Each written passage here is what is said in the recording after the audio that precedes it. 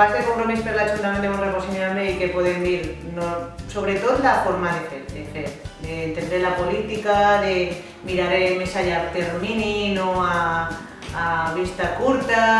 de més participació, creure realment en la participació ciutadana,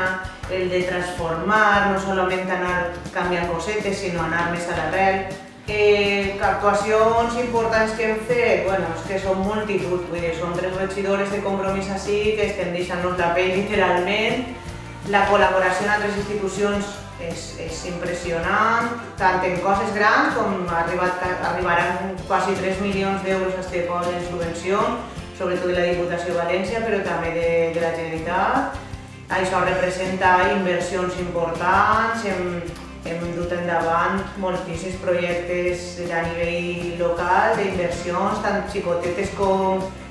l'asfaltat de carrers, com a una coberta per a fer un escenari multifuncional on se fan les festes, esport, un camp de futbol, de xest artificial, que tampoc el teníem, ara estem pendents de la subvenció per a remodelar el trinquet,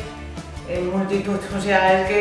és infinita de projectes, però també subvencions que ens han arribat a xicotes coses de participació ciutadana, de camins rurals, també de la Generalitat Valenciana. Ara hem aconseguit una permuta de la llar que seria parroquial, però que havia estat construïda per els veïns i veïnes del poble des de la primera ratxola i que per fi ara passarà a titularitat municipal perquè hem arribat a un acord amb l'arquebisbat i això representarà que per fi podrem demanar subvencions a la Generalitat Valenciana i fer una reforma integral que és un lloc imprescindible. No sé, per a mi és la política encara i el treball del dia a dia.